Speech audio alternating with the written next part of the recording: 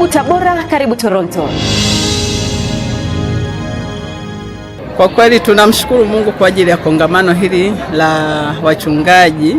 Kwa kweli tumeliona ni nzuri sana, na sisi kama wamama tumeona jinsi gani ambavyo tumepewa heshima ya kuweza kujitambua sisi ni wamama, viongozi ambao tunaweza tukaongoza kanisa, tukaliongoza hata na taifa letu.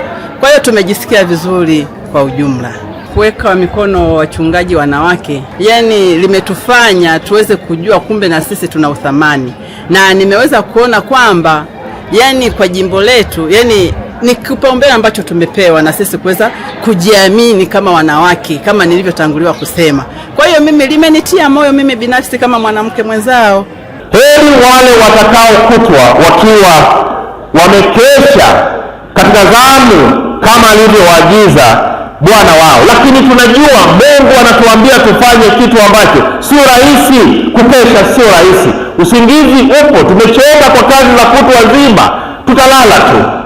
Kukesha usiku ni kugumu, lakini pia kurudi kazini mchana baada ya kesha la usiku nalo ni ngumu.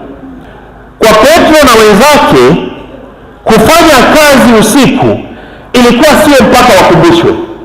Ndio nature ya kazi yao, kwa sababu kazi ya uvuvi inafanyika usiku. Na baba askofu, mimi katika maisha yangu mengine ya kujitafutia niliwahi kuwa mvuvi.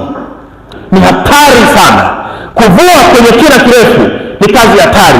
Kosa lolote dogo linagharimu maisha yako kabisa. Ninyi naambiwa twekeni hadi wapi? Kilindini. Mkafanye nini? Mkavue. Na kibaya ni kwamba ujumbe huu unatuhusu leo sisi wengine ambao hata kuogelea hatujui. Na wakati mwingine unadhani ni rahisi, tweka hadi kilindini mkavue samaki, unadhani umeshafika kilindini. Bado kilindini ni mahali unapoweza tu kwa sababu umetumwa na Mungu, lakini sio mahali ambapo tunaweza kwenda kwa hiari. Na hii ndio kanisa lako baba askofu. Tunamtumikia Mungu katika kanisa ambalo lina kina kirefu kuliko uelewa wetu. Wakati mwingine tumeishi katika kanisa hili kama wachungaji, kama maaskofu, kama wazee wa makanisa, kama viongozi mbalimbali katika maji ambayo tumeyazoea, kwa sababu ndivyo ilivyokuwa zamani, ndivyo ilivyo sasa.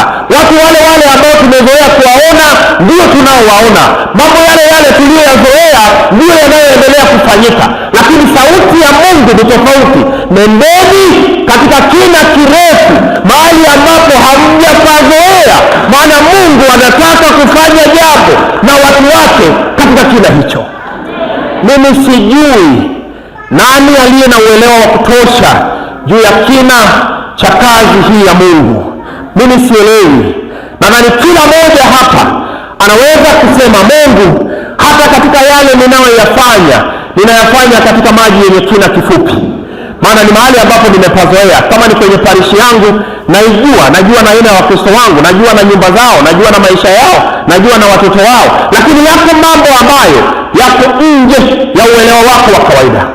Neno mwalimu manake ni mwenye uelewa zaidi. Petro anataka kumwambia Yesu, inaonekana wewe ni mtaalamu wa uvuvi kuliko sisi. Huyu ni Mungu anayefanya mambo kinyume na mapokeo, anafanya mambo kinyume na mitaala ya vyuo vikuu na vyuo vya kati. Huyu ni Mungu anayetuma watu ambao wengine wanaonekana hawana sifa na wafai. Huyu ni Mungu anayeweza kuona ndani ya mtu kitu ambacho wengine hawakioni. Huyu ni Mungu anayeweza kumtumaini mtu ambaye amekataliwa na watu. Yeye atabaki kuwa Mungu.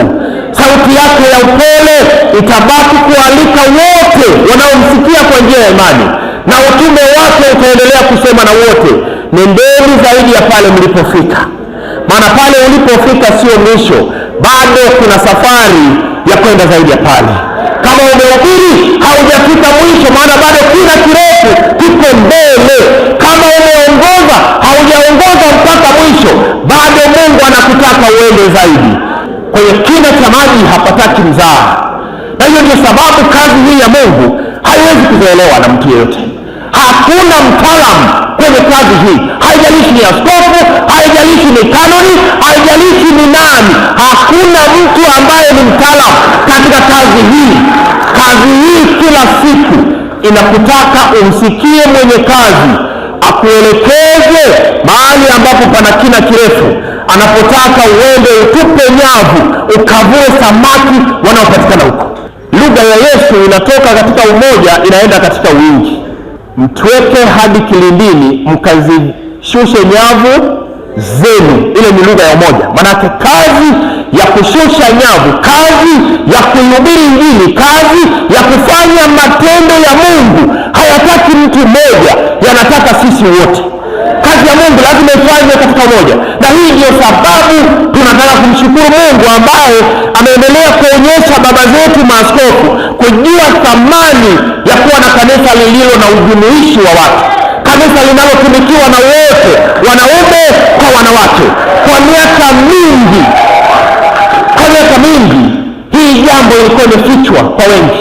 Tulikuwa tumeaminishwa kwamba kazi za hapa madhabahuni ni za wanaume, ndio mazoea yaliyokuwepo. Ndivyo tulivyoambiwa. Biblia inasema toka wakati wa mitume walikuwa ni wanaume watupu. Walijaribu kutufanya tusisome yale maeneo yanayotaja huduma za wanawake, na hata yaliposomwa hayakusomwa kwa mikazo, yalisomwa kama sehemu ya taarifa isiyo na umuhimu, na wala haikupewa umuhimu unaotakiwa. Mungu bado anataka kulituma kanisa lake liende katika kina cha huduma zake, waweze kuona maeneo ya Injili ambayo bado hatujahubiri kiipasavyo.